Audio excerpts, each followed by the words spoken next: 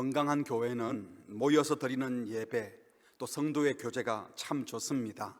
하지만 건강한 교회 성도들의 진짜 실력은 교회 안에서 발휘되는 것이 아니라 성도들이 살아가는 삶의 현장, 거짓과 악이 득세하는 세상, 직장에서, 학교에서, 가정에서 발휘되어야 합니다. 예수님께서도 너희는 세상의 소금, 세상의 빛이라고 말씀하셨죠. 그래서 베드로 사도는 그리스도인들이 교회 안에서 어떻게 서로 사랑하며 살아갈까에 대한 얘기만 하는 것이 아니라 세상에서 어떻게 사명을 감당하며 살아갈까에 집중하여 말씀하고 있습니다. 그래서 사도 베드로는 교회는 세상을 하나님께로 안내해야 될 선택된 민족, 거룩한 백성, 특별히 제사장 나라라고 선포해 주셨습니다. 베드로전서 2장 9절 말씀이었죠. 그래서 성도는 이제 세상에서, 그것도 비정상적인 질서가 횡행하는 이 세상에서 어떻게 제사장의 사명, 제사장 나라의 사명을 감당하며 살아갈 것인지를 말씀해 주십니다. 2장 11절 12절에서는 신자는 그래서 비록 이 세상에 나그네로 살지만 하늘 시민권을 가진 백성인 줄 알고 이 세상 사람들이 하나님께 영광 돌릴 수 있도록 그 이방인들 중에서 세상 사람들 앞에서 행실을 선하게 가져라 라고 했고요, 또 이어서는 인간의 모든 제도, 특히 통치자들에게 순종하되 억지로 순종하는 것이 아니라 13절에 주를 위하여 순종하라고 했습니다. 또 16절에 가서는 하나님의 종이라는 사실을 기억하면서 하나님께 순종하는 마음으로 윗사람들에게 순종하되 모든 사람을 공경하되 믿음의 형제는 더 사랑하고 특별히 왕을 두려워하지 않고 하나님을 두려워하되 하나님을 두려워하기 때문에 그 마음으로 왕을 잘 공경하라. 17절까지 그렇게 말씀했습니다. 그리고 오늘 읽으신 18절부터는 매우 실제적인 명령을 합니다. 먼저는 불신 주인을 모시고 살고 있는 그리스도인 종들에게 그 주인이 아무리 까다롭게 굴고 가혹하게 고난을 가한다 하더라도 그 주인에게 순종하라고 하셨습니다. 그러면서 이어지는 21절, 너희가 이것 때문에 부름을 받았다. 그리스도도 너희에게 고난의 본을 보이셨다라고 하셨어요. 그리고는 불신 남편과 함께 사는 그리스도인 아내에 대한 교훈이 3장에 나옵니다. 무조건 참고 견디는 것이 아니라 그리스도를 따르고 신뢰함으로 잘 감당해야 된다 하신 연후에 3장 9절에 가면 악을 악으로 욕을 욕으로 갚지 말고 도리어 복을 빌라, 그러면서 똑같은 말씀을 하죠. 이를 위하여 너희가 부르심을 받았다. 무슨 말입니까? 주님의 고난이 우리의 죄를 대속한다는 의미로도 말씀하셨지만 지금 사도 베드로는 주님이 고난받으셨기 때문에 우리는 고난받을 필요가 없다는 것이 아니라 주님이 고난받으신 것처럼 우리도 고난에 동참해야 되고 그리스도를 따라 고난받도록 부름받았다라고 말씀하신 겁니다. 다시 말해서 교회는 마음 맞는 사람들끼리 모여서 자기들끼리 즐겁고 행복하라고만 부름받은 것이 아닙니다. 분명 우리가 모여서 행복하고 즐거워야 돼요.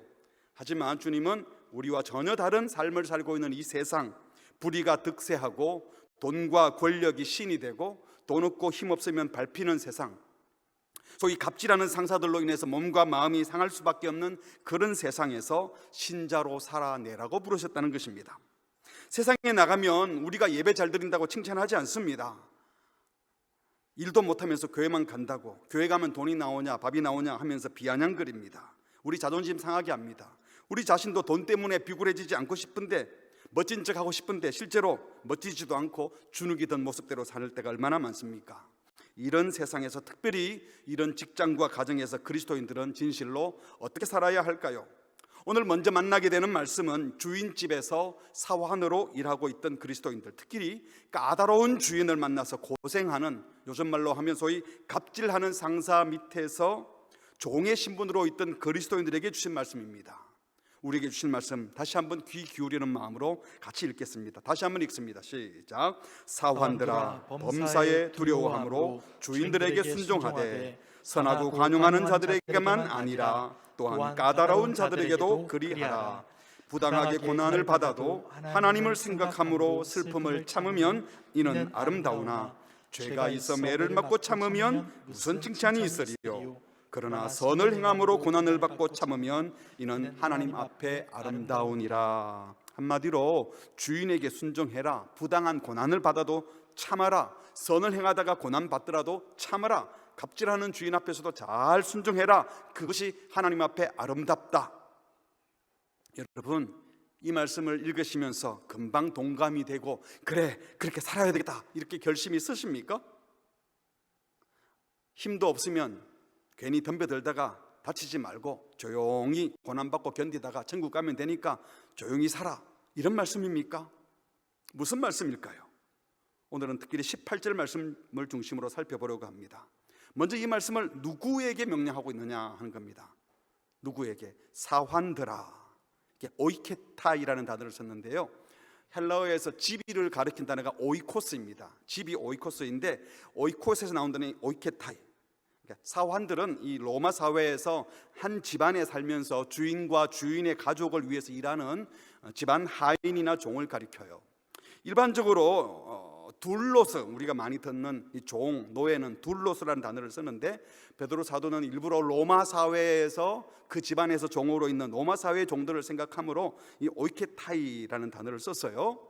그래서 사환들아, 종들아 같은 말이에요. 범사에 두려워함으로 주인들에게 순종하고 선하고 관용하는 자들에게만 아니라 또한 까다로운 자들에게도 그렇게 하라. 여기 나오는 사환들, 즉 1세기 로마 사회의 종들은 어떤 신분이었을까요? 기록에 따르면 로마 도시 인구 120만 명 가운데 40만 명, 그러니까 약 3분의 1이 노예였다고 해요. 보통 한 집안에 한두 명은 꼭 노예가 있었고, 부유한 집에서는 한 집에 400명의 노예도 있었고, 황제의 집에는요 2만 명의 노예가 있었다고 합니다. 그러니까 1세기 로마는 노예가 없으면 사회가 돌아가지 않는 소위 노예 경제 사회였어요. 초기 로마 역사를 보면 전쟁 포로 중에 노예를 삼거나 외국에서 납치해온 사람을 노예로 부렸는데, 이제 시간이 많이 흘러가면서 이제 거의 모든 노예들은 노예들끼리 결혼해서 태어나면 다 노예가 되는, 그래서 계속 노예 신분으로 살아야 했다고 합니다. 이들의 삶의 대부분은 매우 열악했고 소위 자유인이 아니었기 때문에 시민권도 없었어요. 시민권이 없으니까 우리로 말하면 주민등록증 발급이 안 되는 겁니다. 사회적, 법적 보호를 전혀 받지 못했습니다. 한 번쯤 들어보셨을 거예요. 철학자 아리스토텔레스가 그런 말을 했대요. 노예에게 불의가 가해질 수 있다는 것은 불가능한 말이다. 이 말만 보면 멋진 말 같은데 뒤에 보면 뭐라고 하는가 하면, 그 이유는 노예는 단지 재산일 뿐이기 때문이다. 그러니까 불인이 정인이 하는 것은 사람들 사이에 하는 말이지, 물건이 뭐 불의를 당한 게 없고 자전거가 불의를 당하고 TV가 정의를 행하고 이런 건 없다는 겁니다. 한마디로 인간 취급을 못 받았다는 겁니다.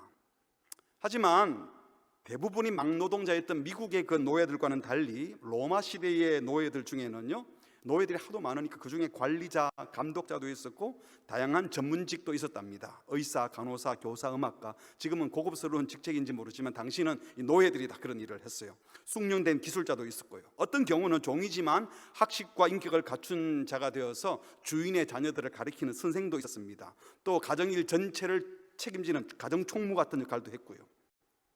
또 로마 법제에 따라서 노예들 중에는 급료를 받기도 했습니다. 나중에 이 돈을 모았다가 이 값을 지불하면 자유인이 될 수도 있다 하는 기대를 갖기도 했다고 합니다. 그럼에도 불구하고 로마 시대의 종들은 여전히 주인의 소유물일 뿐, 소위 우리가 말하는 인권, 인간으로서의 기본적인 권리 전혀 없었습니다. 노예들은 결혼 자기 마음대로 할 수 없었습니다. 주인이 벌을 주는데 그 어떤 제한도 규제도 없기 때문에 심한 학대를 받아도 억울하다고 말할 수 없었습니다. 대체로 주인들은 종이 자기들의 재산이기에 사람들이 재산은 잘 관리하잖아요. 오래 쓰려면. 그래서 종들을 잘 먹여주고 지키고 보호해 주려고 했지만 간혹 나쁜 주인들은요, 자기 마음대로 종들을 부리다가 신체 일부가 잘려나가도 내버려 두기도 하고 거세를 시키기도 하고 주인의 기분대로 성적 놀이개로 삼기도 했다고 합니다. 중요한 것은 이런 식의 노예 제도가 로마 시대 당시, 이 로마 베드로전서가 쓰여질 당시에 이런 제도가 법적으로 다 인정이 되고 사회 통념으로 그냥 받아들여졌고, 로마 사회의 기본 틀이 바로 노예가 존재하는 것이었습니다. 제국 내에 수백만 명의 종들이 있었고 이들 중에 교회에 나오는 그리스도인들이 있었고 또 이 노예의 주인들도 그리스도인이 되기도 했습니다. 그래서 초대 교회에서는요, 이런 사회에 있는 이 주인과 종의 관계 문제를 설명하지 않을 수 없었어요. 그래서 사도 바울의 서신서를 보면 노예와 종 간의 관계를 자주 얘기하죠. 그런데 로마 사회와 달리 노예 신분에 있던 종들과 자유시민이었던 주인을 초대교회는 똑같이 인격체로 대하고 권면하고 있다는 것을 볼 수 있습니다. 골로새서 3장 22절 사도 바울이 쓴 편지죠. 종들아, 모든 일에 육신의 상전들에게 순종하되 사람을 기쁘게 하는 자와 같이 눈가림만 하지 말고 오직 주를 두려워하여 성실한 마음으로 하라, 이렇게 말하고 4장 1절에 가보면 상전들아, 의와 공평을 종들에게 베풀어라. 너희에게도 하늘의 상전이 계시다. 너희들 하나님의 종이 아니냐. 에베소 6장 5절에 종들아, 두려워하고 떨며 성실한 마음으로 육체의 상전에게 순종하기를 그리스도께 하듯 하라. 그리고 9절에 가보면 상전들아, 너희도 그들에게 이와 같이 하고, 이 말은 내가 종들에게 부탁하는 것처럼 너희들에게 똑같이 부탁하는데 위협을 그치라. 이는 그들과 너희의 상전 똑같이 나다. 하늘에 계신 하나님이 너희의 상전이고 노예의 상전도 나다. 그러니 하나님 앞에서 함부로 하지 말아라 라는 겁니다. 여기서 중요한 것은 사도 바울을 비롯한 사도들은 노예 신분에 있던 종들과 상전들 모두를 로마의 관습과는 달리 똑같은 인격체로 생각하며 권면하고 있었다는 겁니다. 당시에 여자들과 어린아이들 그리고 종들에게는 권리라는 게 없었습니다. 숫자를 계산할 때도 여자 그리고 어린아이들은 치지도 않았습니다. 종들도 사람 수에 치지도 않았습니다. 초대교회는요, 로마 사회가 주기를 거부했던 그 자유를 종들에게 주었고 종들을 주인과 똑같은 인격체로 대하고 권면하고 있다는 겁니다. 바울은 세상의 기준과는 상관없이 주인과 종들이, 남자와 여자가 그리스도 안에서 동일하다고 분명히 선포했습니다. 고린도전서 12장 13절, 우리가 유대인이나 헬라인이나 종이나 자유인이나 모두 다 한 성령으로 세례받아 한 몸, 한 교인이 됐다는 겁니다. 갈라디아서 3장 28절에 너희는 유대인이나 헬라인이나 종이나 자유인이나 남자나 여자나 다 그리스도 예수 안에서는 하나다. 에베소 6장 8절에 이는 각 사람이 무슨 선을 행하든지 종이나 자유인이나 주께로 그대로 받을 줄, 주께 심판받고 주께 상급받는 건 똑같다는 거죠. 골로새 3장 11절 같이 할까요? 거기에는 헬라인이나 유대인이나 할레파나 무할레파나 야만인이나 스구디아인이나 종이나 자유인이 뭐가 없어요? 차별이 있을 수 없나니 오직 그리스도는 만유시요 만유 안에 계시니라. 당시 사회 문화를 생각하면요, 이런 식의 차별 철폐 선언은요 파격 중에 파격이었습니다. 지금 사도 베드로가 노예 신분에 있는 자들을 입으로는 사원들아 종들하고 부르지만 그들을 믿음의 식구로 생각하고 그들을 사랑으로 똑같이 권면하는 이 사실만도 파격이었습니다. 그 권면의 내용이 무엇이었죠? 사환들아, 범사의 두려움으로 주인들에게 순종해라. 그런데 그것도 선하고 관용하는 주인만이 아니라 까다로운 주인에게도 그렇게 순종해라. 이게 까다로운 스콜리오스, 헬라어 단어로 이 말은요 뒤틀려진, 구부러진, 성질이 삐딱한 뭐 그런 거예요. 이 말은 주인의 인격이 좋든 나쁘든 순종하라는 겁니다. 선하고 관용하는 주인만이 아니라 까다로운 주인 때문에 억울한 일을 당하고 학대를 받는 일이 있다 하더라도 그 주인에게 순종하라는 것입니다. 당시 주인들은 자기 재산을 아끼듯이 노예들의 안전과 신변을 보장해주고 건강관리해주는 것이 일반적이었지만 그래도 노예들은 여전히 고급 재산일 뿐 사람이 아니었어요. 그래서 자기가 사람이다 생각하면요 모멸감, 고통, 억울함, 부당한 일들이 너무나 많았죠. 선하고 관용하는 주인에게 종들의 작은 실수에 눈 감아주고 약속한 보수를 주고 좋은 생활 조건을 제공해주는 그런 너그러운 주인에게 순종하는 것은 상대적으로 쉬울 수 있지만 이 까다로운 주인, 사악한 주인, 종의 생계를 쥐고 있다고 권력을 이용해서 마땅히 줘야 될 급료를 안 주고 신체적으로 학대하고 작업 환경은 엉망으로 해놓고 생산은 많이 하라는 윽박 지르는 주인, 인격을 짓밟고 소위 갑질하는 주인들에게 순종하는 것은 결코 쉽지 않았습니다. 사도는 이런 주인, 이런 까다로운 주인을 염두에 두고 까다로운 주인에게도 그리하라, 순종하라고 말씀했어요. 왜 이렇게 말씀하셨을까요? 순종할 때는 주인의 인격을 변명거리로 삼지 말라는 겁니다. 그래서 19절에 보면요 부당하게 고난을 받아도 슬픔을 참으며 말도 안 되는 고통을 주어서 눈물 짓게 만드는 주인을 만나도 20절에 선을 행함으로 고난을 받고 참으면, 이 말은 옳은 일을 했는데 잘못이 없는데 핍박하고 고통을 가하는 그런 주인을 만나도 참고 또 순종하라는 거예요. 이런 주인을 염두에 두고 까다로운 주인에게 순종하라고 말씀해요. 무슨 근거로 이런 주인에게 순종하라는 걸까요? 교회는 이런 불의한 사회 구조에 대해서 아무 문제의식도 갖지 말고 속된 말로 내 팔자가 그러니 나는 종의 신분이니 하고 있는 그 자리에서 그냥 그렇게 순한 영처럼 살다가 죽어 천국 가면 된다는 걸까요? 구약 성경에 나오는 노예에 대한, 종에 대한 설명을 보면요, 그들의 인권이 보장을 받았습니다. 구약의 종에 대한 규정도 지키지 않는 이런 로마의 잘못된 제도를 그냥 그대로 두고 보라는 것일까요? 그것도 나쁜 주인에게 순종해서 그 나쁜 주인이 계속 갑질을 하도록 내버려 두라는 것일까요? 절대로 아닙니다. 오히려 그리스도의 길을 따르라고 지금 말씀하는 겁니다. 지금 관점으로 본다면 노예 제도 자체가 악이고 죄의 산물이기에 없어져야 하는 제도임에 분명합니다. 하지만 그리스도인들이여 주인들에게 맞서 일어나 봉기하라, 사람이 사람을 종으로 삼는 건 하나님 원하는 질서가 아니다 하고 폭력으로 또 민중 봉기로 무력으로 힘으로 사회체제를 바꾼다고 새로운 세상이 오지 않는다는 겁니다. 그것은 그들의 방법을 따르는 것뿐입니다. 그렇게 제도 바꿔놓으면요, 또 다른 문제가 생겨요. 오히려 제대로 세상을 바꾸기 위해서는 세상의 질서를 따라 힘으로 하는 것이 아니라 그리스도가 가신 길을 따라야 한다는 것입니다. 그 길만이 참된 세상 변혁이 가능하기 때문입니다.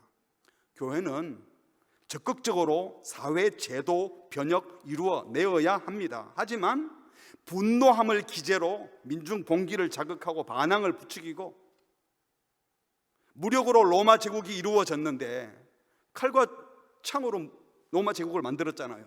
근데 똑같이 그 무력으로 로마 제국의 제도를 바꾸면 좋은 세상이 올까요? 그렇지 않다는 겁니다. 그런 식의 방법을 사용하면 그 방법을 추구하는 동안에 이미 복음이 훼손되고 또 그렇게 바꾸어 놓은 제도에 다른 죄인들이 그 자리를 차지하게 될 겁니다. 그래서 사도는 지금 노예 제도를 비난하지도 않지만 묵과하는 것도 아닙니다. 옳지 않은 것을 분명히 알고 있습니다. 그런데 그 주인에게 순종하라는 것은 결코 자신에게 손해가 올까봐 무서워서 비겁하게 억지로 가만히 있으라거나 조용히 순종하라는 것이 아닙니다. 하나님 나라가 이 땅에 임하는 방법은 그렇게 힘으로 얻는 것이 아니라 자신을 내어놓으신 예수님을 따를 때 참 하나님의 나라가 이루어지기 때문입니다. 비록 당장에 이 모순된 질서, 악한 제도권 안에 살지만 구원받고 생명을 가진 그리스도인, 이 땅의 인간 주인의 종으로 있지만 하늘 시민권을 가진 성도라는 이 분명한 확신 때문에 변화된 삶, 복된 모습으로 하나님께서 사람을 바꾸어 놓고 사람을 바꾸면서 그 제도도 함께 바꿀 때 진짜 하나님의 질서가 이루어지기 때문에 그 길을 먼저 가신 그리스도를 따르라는 것입니다. 여러분, 실제로 로마 제국의 노예 제도가 어떻게 없어졌습니까? 예수 믿게 된 그리스도인 종들이 주인을 극진히 섬기는 겁니다.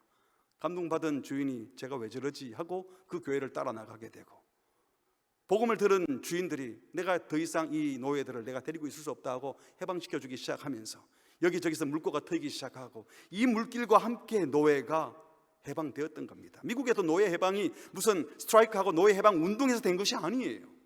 변화된 사람들과 함께 그 저변이 확대되었을 때 결정적으로 노예 해방이 이루어졌습니다. 그런데 그 마음이 바뀌지 않은 사람은 지금은 노예 해방이 되었다도 여전히 차별이 있잖아요. 사랑하는 성도 여러분, 1세기 종과 주인의 관계가 오늘 우리 시대의 이 고용인과 피고용인 관계와 똑같을 수는 없어요. 하지만 사람이 또 다른 사람을 돈으로 권력으로 제재하고 좌지우지하는 것은 같은 상황입니다. 정도의 차이가 있을 뿐 사람들에게 돈이 주어지면요, 이 돈으로 사람들 제가 요리하고 싶어지고 조금이라도 권력과 지위가 주어지면 내 말 안 듣면 기분 나쁘고 내 말 듣도록 만들려고 하고, 소위 갑질 문화라는 것이요 예전부터 있어 왔습니다. 아마 앞으로도 계속 될 겁니다. 그리고 저와 여러분은 어디선가 그런 까다로운 상사를 또 만나게 될 겁니다. 그때 우리가 어떻게 하라고요? 사환들아, 범사에 두려워함으로 주인들에게 순종하되. 첫 번째로 눈앞의 주인이 아니라 하나님을 두려워해야 합니다. 이게 범사에 두려워함으로 주인들에게 순종하되, 이 두려워함으로 포보, 이거는요 존경심을 가지고 경외하는 마음을 말합니다. 어떤 성경학자들은 여기에 두려워함으로를 주인들을 어느 정도 두려워하면서 섬기라 이렇게 해석하는 분도 있지만요, 사도 베드로가 이 두려워함으로란 단어를 쓴 걸 보면 사람을 두려워하라고 말하지 않습니다. 하나님에 대한 두려움입니다. 주인이 벌 줄까 봐, 피해를 줄까 봐, 나를 내칠까 봐 그 주인을 두려워하는 것이 아니라 모든 것을 아시는 하나님에 대한 경외심을 염두에 두고 하신 말씀입니다. 앞에 17절에서도 그랬죠. 무사람을 공격하며 형제를 사랑하며 누구를 두려워하며? 하나님을 두려워하며 왕을 존대하라. 그리스도인들은요, 최고 권력자인 왕도 두려워하지 않아요. 하나님을 두려워해요. 하나님을 두려워하기 때문에 하나님이 권위를 준 그 왕을 공경해 주는 겁니다. 그런데 우리가 왜 직장의 상사를 두려워하겠습니까? 두려워할 대상 아니에요. 당장 내 연봉에 영향을 주고 진급에 영향을 주고 내 생계를 좌지우지할 것처럼 보이는 그 사람, 절대로 내 진짜 주인 아닙니다. 착각입니다. 하나님을 아니 하나님만을 두려워하시기 바랍니다. 그래서 하나님이 잠시 권위를 부여해 주신 그 인간 주인 무시하면 안 돼요. 나는 하나님이고 너는 하나님 안 믿잖아. 나는 하나님의 종이야. 너는 내 주인 아니야 하고 무시하거나 멸시하지 마시고, 오히려 범사에 매사에 모든 일에 모든 자세와 태도에 있어서 하나님을 두려워함으로 그 사람에게 순종하라고 말씀하십니다. 주인이 무서워 주눅들 필요도 없습니다. 하지만 공손하게 대하고 교만하거나 자만하지 않고 불쾌감을 주지 않도록 최선을 다해야 합니다. 왜? 하나님을 두려워하기 때문에 그렇게 해야 합니다. 디도서 2장 9절입니다. 같이 읽을까요? 시작. 종들은 자기 상전들에게 범사에 순종하여 기쁘게 하고 거슬러 말하지 말며. 자기에게 급료를 주는 분, 일을 지시하도록 관계를 맺게 하신 것은요, 이게 하나님의 질서를 따르는 겁니다. 그런 질서가 필요해요. 그러나 우리는 그때도 주님을 두려워해서 주님 앞에서 그 주인에게 순종해야 하는 겁니다. 그런데 이렇게 순종하는 큰 원리는 13절에서 이미 말씀했어요. 인간의 모든 제도를 누구를 위하여 순종하라고요? 주를 위하여 순종하래. 까다로운 송사에게도 마찬가지입니다. 주를 위하여 순종해야 됩니다. 그래서 매사에 주를 위하여 순종하고 주께 하듯이 대해야 합니다. 골로새서 3장 23절 다시 보면 무슨 일을 하든지 마음을 다하여 주께 하듯 하고 사람에게 하듯 하지 말라. 이는 기업의 상을 진짜 주시는 분은 주님이시다. 주께 받을 줄 아나니 너희는 주님 그리스도를 섬기고 있다. 에베소 6장 5절에 종들아 두려워하고 떨며 성실한 마음으로 육체의 상전에게 순종하기를 그리스도에게 하듯 하라. 눈가림만 하여 사람을 기쁘게 하는 자처럼 하지 말고 그리스도의 종들처럼 마음으로 하나님의 뜻을 행하고. 7절 같이 읽겠습니다. 시작. 기쁜 마음으로 섬기기를 주께 하듯 하고 사람들에게 하듯 하지 말라. 물론 타락한 세상 안에서 권위를 행사하는 힘 있는 사람들이 필연적으로 죄성이 있어요. 그들의 요구가 결국은 죄 짓는 일과 관련될 경우도 많습니다. 하지만 타락한 주인의 요구에게도 우리는 순종해야 합니다. 그들이 직접적으로 죄를 짓도록 명령하거나 남에게 상해를 가하라고 명령할 경우에는 결코 순종할 수 없지만, 우리는 하나님께 순종하기 위해서 불순종할 수도 있지만 우리는 매사에 그들의 권위를 인정해주고 주를 위하여 주께 하듯이 하시기 바랍니다. 세 번째로 중요한 것은요,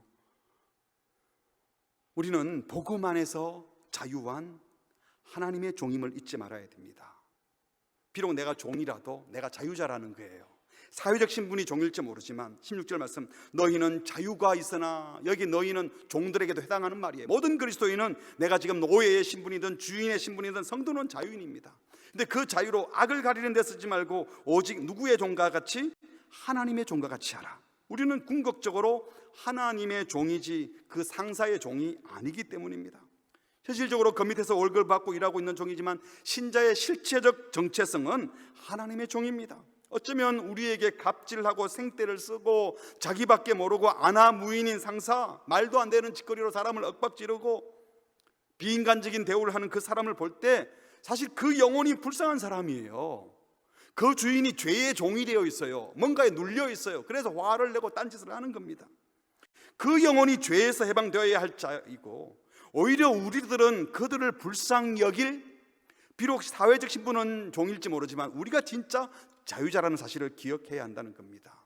그들에게 순종하지만 어쩔 수 없이 더러워 살 수 없지 하고 순종하는 것이 아니라, 우리가 먼저 복음 안에서 그리스도 안에서 자유한 자로 하나님의 종의 신분으로 천국 시민으로 넉넉하게 순종하는 것입니다. 저는 이렇게 살아낼 힘을 얻는 곳이 예수 이름으로 모인 교회여야 한다고 믿습니다.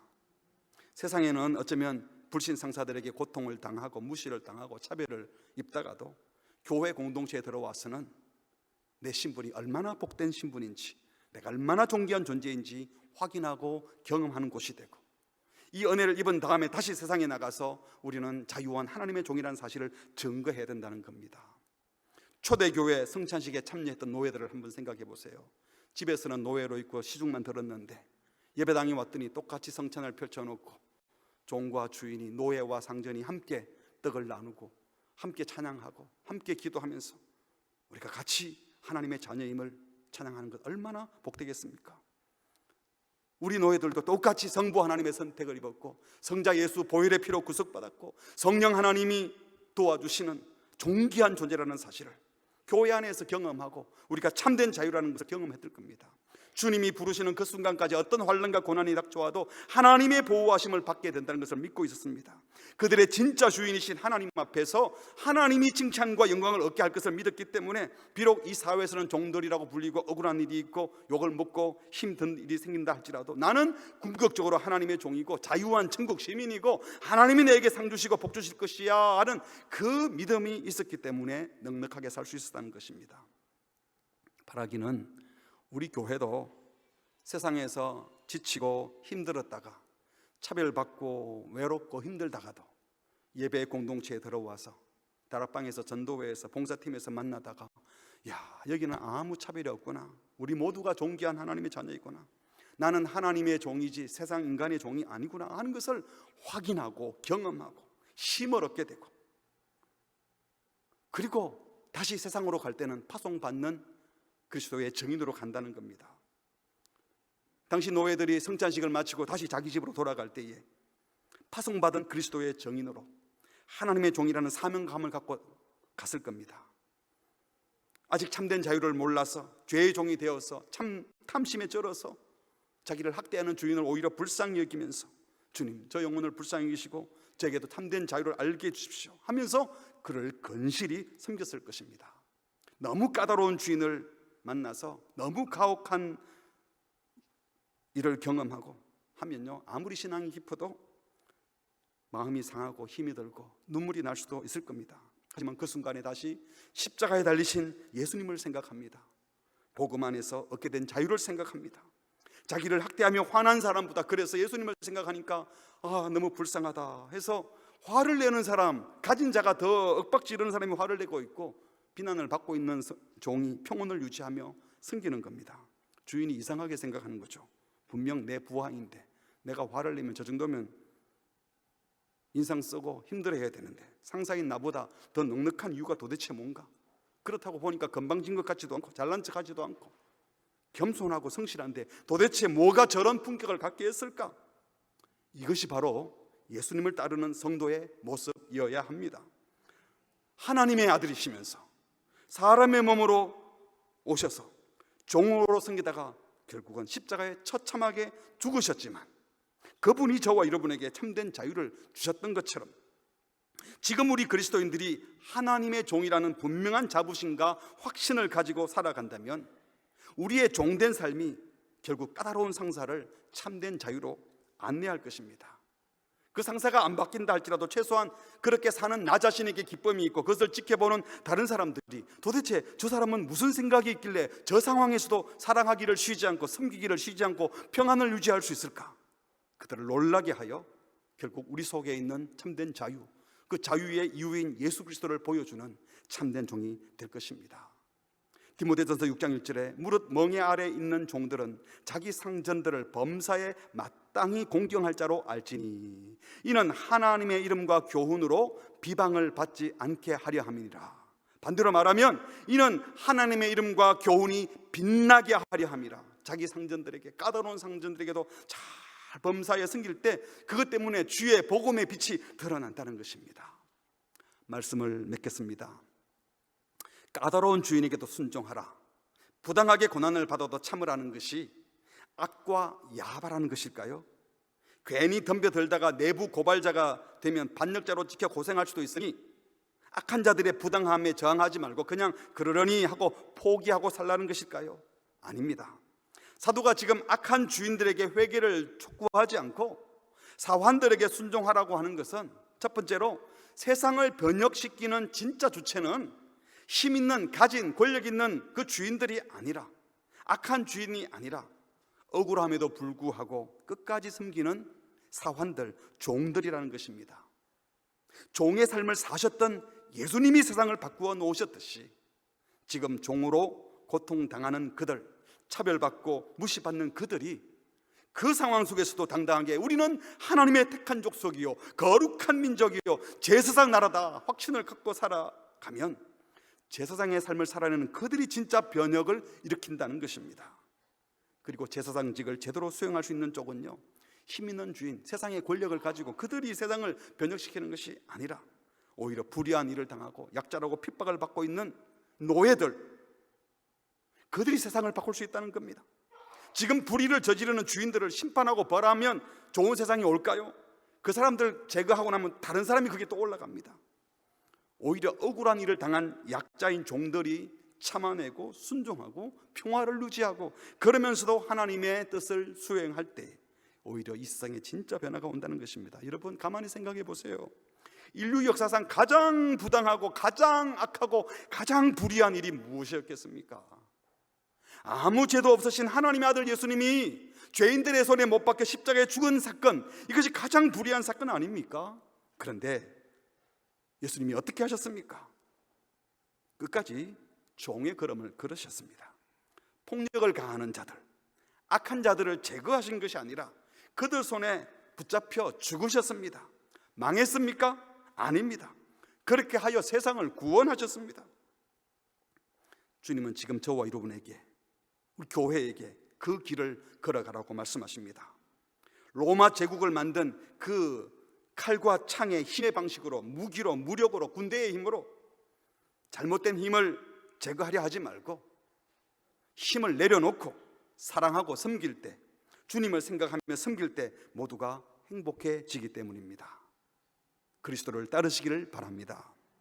두 번째로, 나의 궁극적 주인이 누구인지 기억하십시오. 나는 과연 누구의 종인가? 나는 누구를 두려워하고 누구를 섬기고 있는지 분명히 하시기 바랍니다. 나를 힘들게 하는 상사 밑에서 고통스러운 일이 아무리 많아도 내가 궁극적으로 두려워하는 분은 나의 주인 되신 하나님이다. 하나님이 모든 것을 주관하기에 하나님의 능력과 사랑이 결국은 모든 것을 복되게 하실 것을 믿고 끝까지 주께 순종하는 겁니다. 힘든 일이 있을 때, 억울하고 고통스러운 일을 만날 때 나의 참 주인이신 하나님께 아뢰십시오. 기도하십시오. 속임을 당하고 무시를 당하고 고통스러울 때 하나님을 바라보십시오. 눈앞에 주인만 바라보면 속이 상하지만 내 진짜 주인을 바라보십시오. 우리는 하나님의 구원을 받았고 하나님의 보호하심을 받고 있는 하나님의 종들이기 때문입니다. 나는 사람의 종이 아니라 하나님의 종임을 기억하고 예수님처럼 종된 삶을 통하여 악한 주인에게도 소망을 주고 교회 안에서만 멋진 신자가 아니라 결국 세상에서 실력을 발휘하는, 세상을 변혁시키는 주의 종들이 되시기를, 그리고 우리 교회 공동체가 그렇게 섬길 힘을 얻는 곳, 지치지 않고 소망을 갖고 끝까지 주님을 따를 용기와 격려 받는 곳이 되기를 주님의 이름으로 축복합니다. 아멘. 우리 함께 찬양하겠습니다. 나의 영혼이 잠잠히 하나님만 바라며 내 영혼이 간절히 여호와만 갈망하며 내 주인이 정말 누구인지 그 하나님을 주인 삼고 하나님께 집중하고 하나님의 종임을 확인하고 내가 주님을 두려워할 때에 이 세상의 모든 악한 일, 또 억울한 일, 속상한 일들도 감당할 수 있습니다. 나도 힘으로 그냥 없애버리고 싶고 원수 갖고 싶고 그런다고 해결되는 것이 아니라 주님의 길을 따라야 됩니다. 쉽지 않지만 주님이 먼저 가셨고 우리도 그 길을 따르라고 하십니다. 우리 찬양하실 때 주님만 바라봅니다. 주님이 저의 주인이십니다. 저의 왕이십니다. 이 고백을 하면서 함께 찬양하겠습니다. 나의 영혼이 잠잠히 하나님만 바라며 나의 구원이 그에게서 나는구나. 나의 영혼아, 나의 영혼아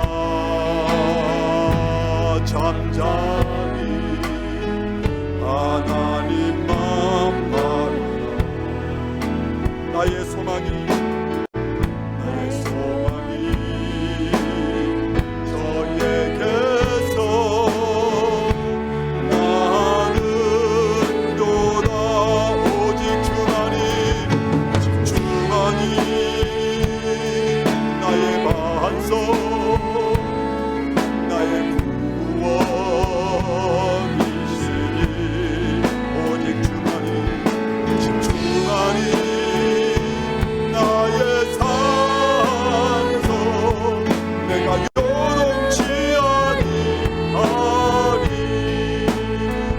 나의 영혼이 간절히 여호와를 닮아요. 나의 입술이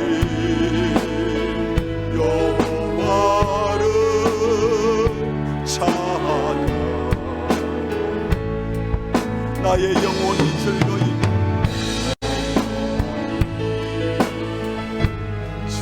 오직 여호와를 따르리니 여호와를 따르리니 나의 평생에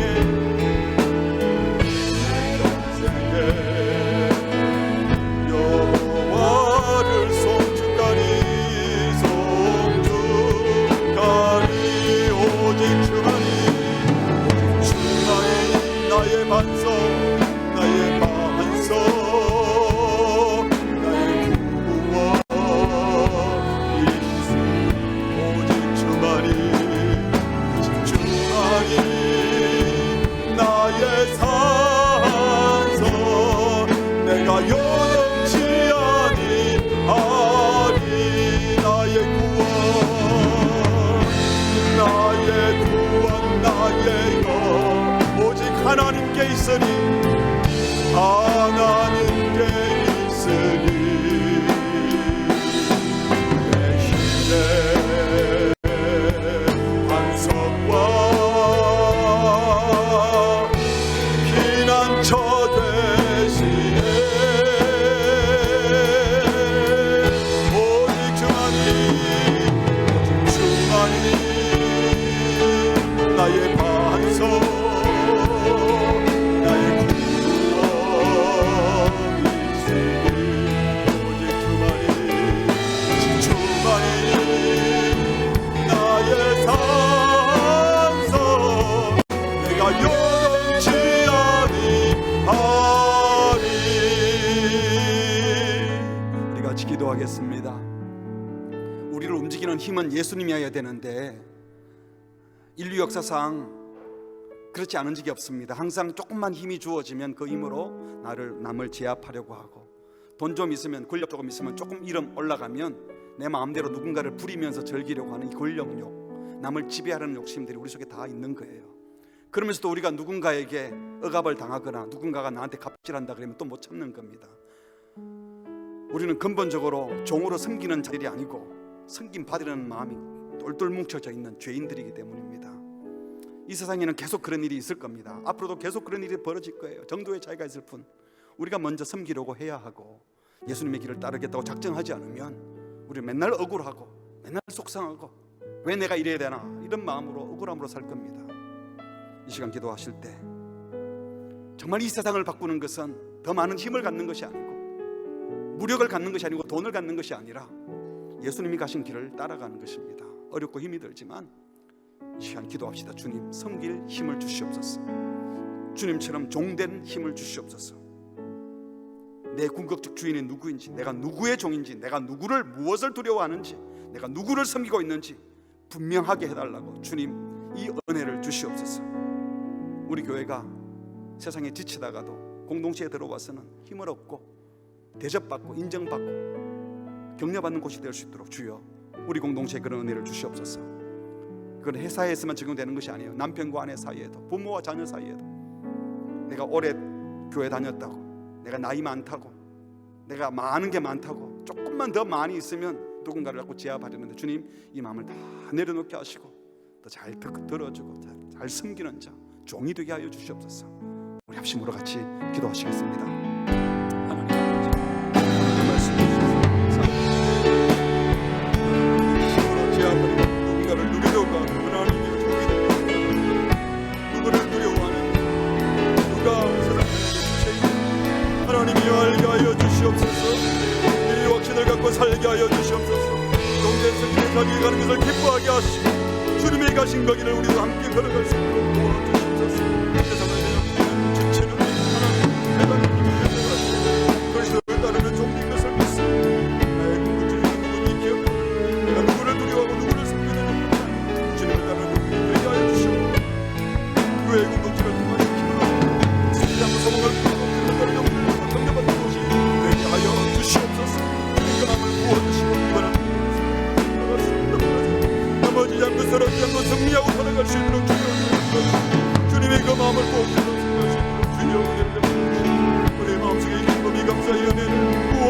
주시옵소서.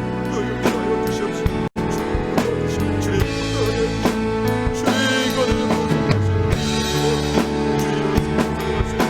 주님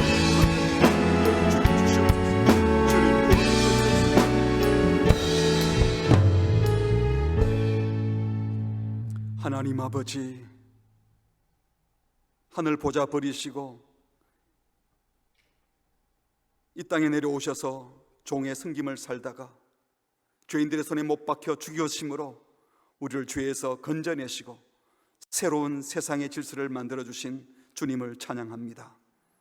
세상 사람들처럼 힘으로 권력으로 무력으로 악한 자들을 내침으로 좋은 세상이 올 것처럼 착각하지 말게 하시고 그리스도를 따라 더 섬기는 종이 되고 새로운 섬김의 질서를 만들어내므로 이 땅에 하나님 나라가 임한다는 사실을 기억하고 내 눈앞에 있는 인간 주인이 아니라 하나님을 두려워하고 내가 하나님의 종으로 하나님을 섬긴다는 것을 분명히 하며 그 마음으로 내게 맡겨진 주인들을 잘 섬기는 복된 종들이 되게 하여 주시옵소서. 세상에 아무리 치이고 힘들고 차별받고 고통스럽다가도 교회에 와서는 힘없고 용기 얻고 격려받고 지치지 않고 사랑할 수 있는 힘을 얻는 복된 교회 될 수 있도록 은혜를 베풀어 주시옵소서. 예수님의 이름으로 기도합니다. 아멘.